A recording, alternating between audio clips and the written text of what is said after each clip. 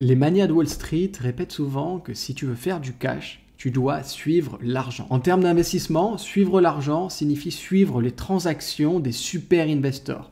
Ces investisseurs qui possèdent plusieurs dizaines, centaines, voire milliards de dollars en gestion et voir dans quoi ils investissent exactement. Contrairement à ce qu'on peut croire, leurs investissements ne sont pas gardés secrets dans un coffre-fort, bien au contraire, car ils sont obligés de fournir à l'autorité des marchés financiers un rapport tous les trimestres des transactions qu'ils ont effectuées sur les marchés. Alors dans cette vidéo, on va se pencher sur les entreprises que ces super investors ont ajoutées à leur portefeuille ou qu'ils ont renforcées. On va analyser ensemble les 3 principales entreprises qu'ils ont ajoutées à leur portefeuille en ce début d'année 2023. Pour réaliser ces analyses, j'ai enlevé les entreprises du type GAFAM parce que c'est là-dessus clairement que les super investors se penchent le plus et ce sont ces entreprises qu'ils ont le plus achetées, à savoir Google, Meta, Microsoft, Apple et Amazon.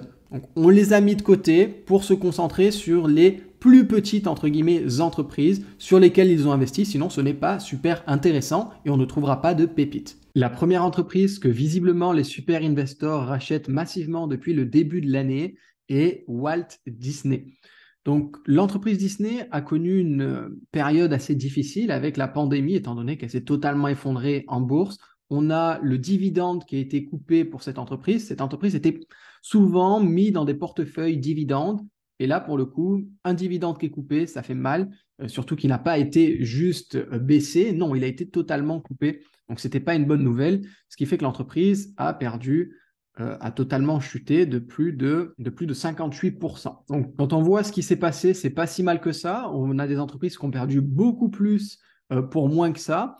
Et donc, on se dit que les investisseurs ont quand même assez confiance en la valeur, sont quand même assez marqués par l'univers de Disney et ont bien compris que c'était quelque chose de cyclique, qui était juste dû aux conditions actuelles qu'on avait dans les différents pays par rapport à la pandémie.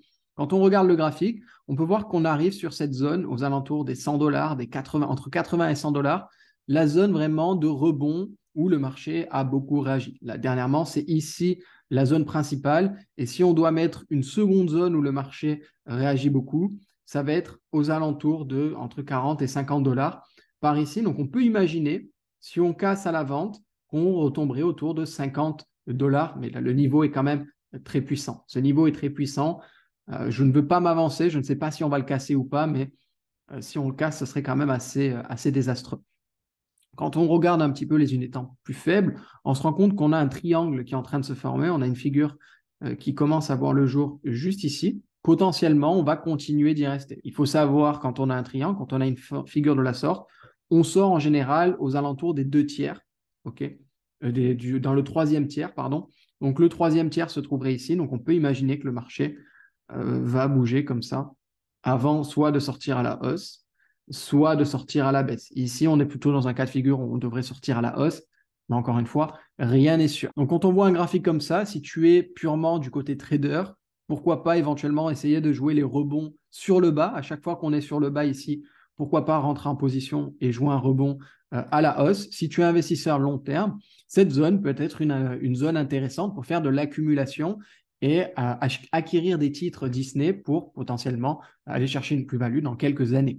Il faudra être patient. Ce n'est pas sûr que ça reprenne très rapidement. On peut rester sur un long range, mais dans l'idée, c'est ça qui pourrait se produire et ce serait la stratégie, faire un DCA comme ça à chaque fois qu'on arrive, qu'on est dans cette zone, en profiter pour accumuler, accumuler, accumuler.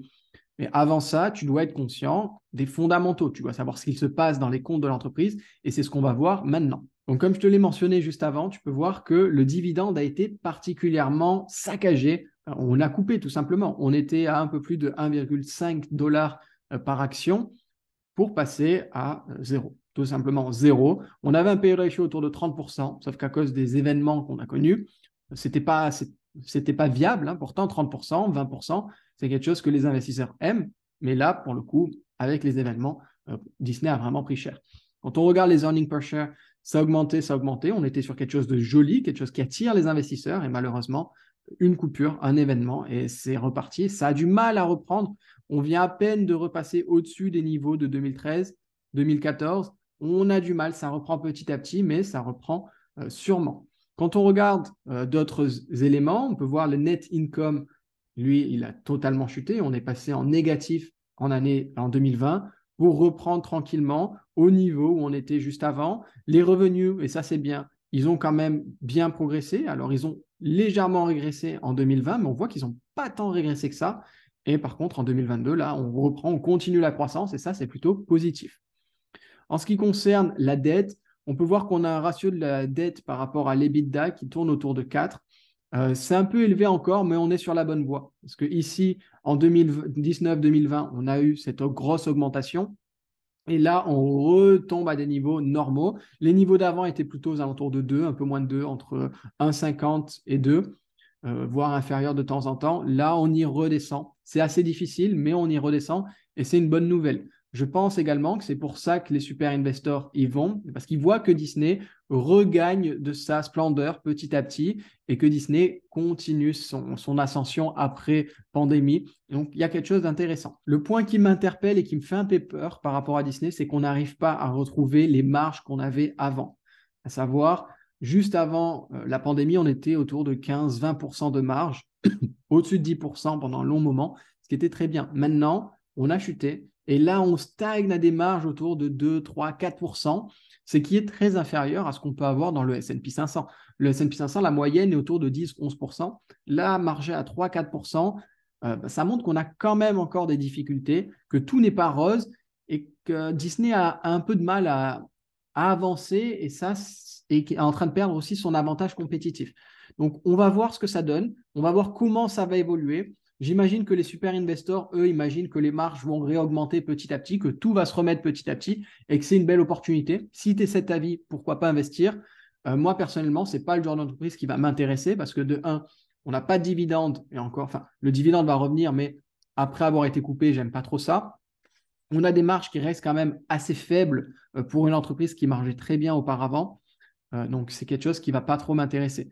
Le free cash flow, on peut voir que il a bien chuté, encore une fois, et que là, on est en train de se stabiliser, mais on n'est pas sur un free cash flow croissant. Là, pour le moment, on est plus sur un free cash flow qui se cherche, un free cash flow qui est plutôt flat, et ce n'est pas encore super intéressant. C'est pour ça que, pour le moment, moi, Disney, ce n'est pas une entreprise que je regarde, ce n'est pas une entreprise qui m'intéresse. Après, ça peut rentrer dans ta stratégie. Là, il y a potentiellement un investissement value à aller chercher dessus pour aller reprendre la remontée, mais ce n'est pas ma stratégie et encore moins sur ce type d'entreprise. Donc, je ne recommanderais pas de le faire à moins que ce soit vraiment, vraiment ta stratégie. Avant de passer à l'entreprise suivante, pense à liker la vidéo si elle te plaît. Dis-moi également en commentaire quelle entreprise pour toi représente la plus grosse opportunité de 2023. Abonne-toi également à la chaîne en activant la petite cloche si ce n'est pas déjà fait. La seconde entreprise que les super investors accumulent dans leur portefeuille en ce moment est Salesforce. Donc Salesforce, on peut voir qu'on a un graphique qui globalement est relativement identique à celui de Walt Disney, avec une chute de presque 60% au cours de l'année passée. Et là, on a une reprise qui se fait, qui est pas mal, hein. On a pris plus de 50%, 46% quasiment sur les derniers mois, les dernières semaines. Donc c'est pas mal. Quand on regarde le graphique, on est marqué par, comme pour Walt Disney, on est sur un niveau où les probabilités de rebond sont quand même assez élevées. C'est quand même un très beau niveau pour les rebonds. Et après, ce serait le prochain niveau serait un peu plus bas. Le prochain niveau serait ici. Le prochain niveau serait ici. Et là, ça serait aux alentours de 80-78 $.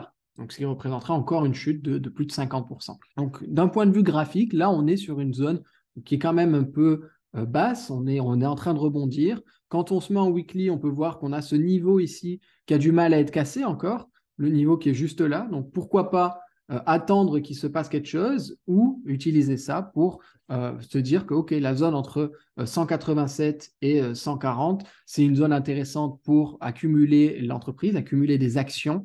Donc, pour un investisseur, pourquoi pas commencer à rentrer déjà ici et si le marché rebaisse, continuer d'acheter en TCA pour réduire son prix de revient unitaire.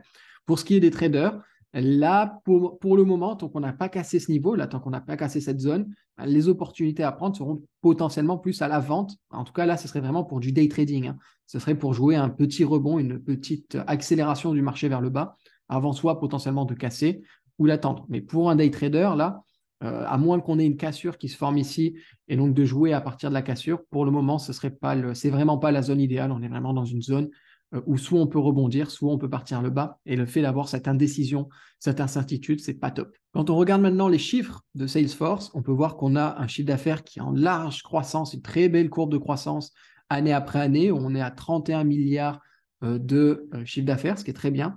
Les net income, quant à eux, sont un peu moins sérieux. Enfin, ce que je veux dire par sérieux, ils sont moins stables. On n'a pas une belle croissance comme ça. On a du stable. On a eu des pertes sur 2, 3, 4, 5 ans, de 2012 à 2016. Et ensuite, on est repassé avec 1 milliard de bénéfices en 2019.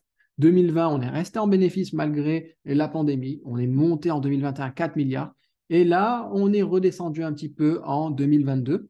On n'a pas encore des net income qui se stabilisent bien, mais contrairement à avant, on est quand même bien, on a passé un cap. Avant, on était toujours autour de 7 millions, etc. Là, on passe un cap, on passe à quelque chose de supérieur et c'est appréciable. Pour ce qui est de la marge, ce qui est assez dommage, c'est qu'on a une marge qui est bien en dents de scie. C'est-à-dire qu'à des moments, on va être à 20%, d'autres moments, on va être à 1%, d'autres moments négatifs. La marge est beaucoup trop en dents de scie et ça, c'est pas terrible. Par contre, ce qui est bien, c'est la dette par rapport à l'EBITDA. La dette par rapport à l'EBITDA, on a eu un énorme pic. Et là, on se restabilise. On est autour de 1,8. On est resté autour de 1, un peu moins de 2 à chaque fois. Et ça, c'est plutôt pas mal parce qu'on aime bien avoir un ratio de dette par rapport à l'EBITDA qui est inférieur à 3. Donc, c'est appréciable. Pour ce qui est du free cash flow, lui, il est en belle croissance et ça, c'est un bon point positif. Cette entreprise ne verse pas de dividendes. Donc, on est sur une entreprise où tu vas faire un achat si tu es intéressé par la stratégie de croissance ou potentiellement aussi une stratégie value, étant donné que le prix a bien baissé. Ce sont les seules raisons, disons, qui pousseraient à un achat de Salesforce à l'heure actuelle, étant donné qu'elle ne reverse pas de dividendes. Moi, personnellement, ce n'est pas une entreprise qui m'intéresse à ajouter à mon portefeuille, étant donné qu'elle ne verse pas de dividendes et que pour le moment, ce n'est pas forcément prévu qu'il y ait un dividende qui tombe, donc ça ne m'intéresse pas. La troisième entreprise que les super investors ont dans le viseur est Warner Bros. Discovery. Tu as peut-être dans ton portefeuille, si tu investis dans une entreprise à dividende, des actions Warner Bros. Discovery que tu n'as pas demandé, que tu n'as pas eu parce que tu les as achetées, mais tout simplement parce que c'était une entreprise possédée par AT&T et ils ont redistribué des actions Warner Bros. Discovery quand ils ont fait la séparation. Ça a bien aidé AT&T parce que Warner Bros. Leur posait quelques problèmes. Donc, c'est possible que tu aies cette entreprise dans ton portefeuille et qu'actuellement, tu cherches à t'en débarrasser et que tu ne sais pas trop parce que tu es en perte dessus, étant donné que le cours a bien chuté. Cette entreprise, si tu regardes un petit peu le cours de l'action, on peut voir que là, on est vraiment sur des niveaux très bas. On a déjà quand même, par rapport au plus bas qu'on a eu récemment, repris quasiment 70%, mais on est très bas. Et je n'ai pas envie de dire on ne peut pas tomber plus bas sur cette entreprise, mais on est sur quelque chose d'extrêmement bas. Et l'avantage, c'est qu'on va voir les chiffres juste après, c'est qu'il y a quand même quelque chose à faire et ça, c'est assez compréhensible que les super investors s'y penchent. Quand on regarde les revenus annuels, on voit qu'on a quand même c'est stable et on a une très belle croissance, 33 milliards qui s'est fait là depuis que ça a été coupé avec de AT&T. Quand on regarde maintenant les net income, c'est là où c'est un peu problématique. On a moins 7 milliards actuellement, alors qu'avant, on était aux alentours de 1-2 milliards. Et là, on prend un moins 7 milliards. Je pense que les super investisseurs se disent que, OK, il y a quand même un business derrière qui est solide. On est sur des mauvaises années, mais il y a quelque chose à aller chercher. C'est pour ça qu'ils vont accumuler de cette action. Quand on regarde maintenant la dette par rapport à l'EBITDA, on a bien redescendu par rapport à 2017 et là, on est aux alentours de 2,25, ce qui est OK. Quand on est inférieur à 3, c'est OK. Donc là, on a un ratio qui est plutôt pas mal. Par contre, la marge, en ce moment, les marges sont très mauvaises. C'est ce qui explique qu'on a un net income qui soit aussi bas. On a des marges qui sont mauvaises. Avant, en temps normal, entre guillemets, on était plutôt autour de 17-20%. Et là, on est à moins 20%. Donc, je pense que la politique de l'entreprise va être de remonter tout ça et d'avoir quelque chose de vraiment intéressant là-dessus. Sur le free cash flow, là par contre, on est sur quelque chose qui évolue bien. On a une belle croissance, on a eu une stabilisation depuis 2018 où c'était plutôt plat et on a l'air de reprendre tranquillement la croissance et ça, c'est un très bon signe pour l'entreprise. Le P/E ratio, lui, quand il est à son plus bas quasiment historique, enfin, il est vraiment très bon. On a une très belle décroissance là-dessus. Donc, ça peut représenter potentiellement une belle opportunité pour les investisseurs de mettre la main sur Warner Bros. Discovery à un prix aussi faible, surtout depuis la séparation, avec tout ce qui se passe. Donc, si tu as des entreprises, des parts de Warner Bros. Discovery dans ton portefeuille et que tu ne sais pas si tu dois t'en séparer ou les garder, peut-être pour le moment, garde-les en attendant de voir ce qui va se passer. Alors, si ça représente une portion ou une part trop grosse dans ton portefeuille et que tu as un manque à gagner un peu trop gros, vends et investis dans autre chose. Mais si ça ne représente pas grand-chose, pourquoi pas les garder potentiellement au moins jusqu'à ce que tu sois à break-even dessus. Ça pourrait être quelque chose d'intéressant. C'est tout pour cette vidéo. Pense à récupérer dans la description le tableau dans lequel j'ai répertorié 50 entreprises qui reversent un dividende depuis plus de 20 ans en leur donnant une note de sûreté. Dis-moi également en commentaire ce que tu penses de ce type de vidéo, lâche un pouce bleu si elle t'a plu et abonne-toi en activant la petite cloche pour ne rien rater des prochaines analyses. Je te dis à très vite dans une prochaine vidéo. Ciao ciao!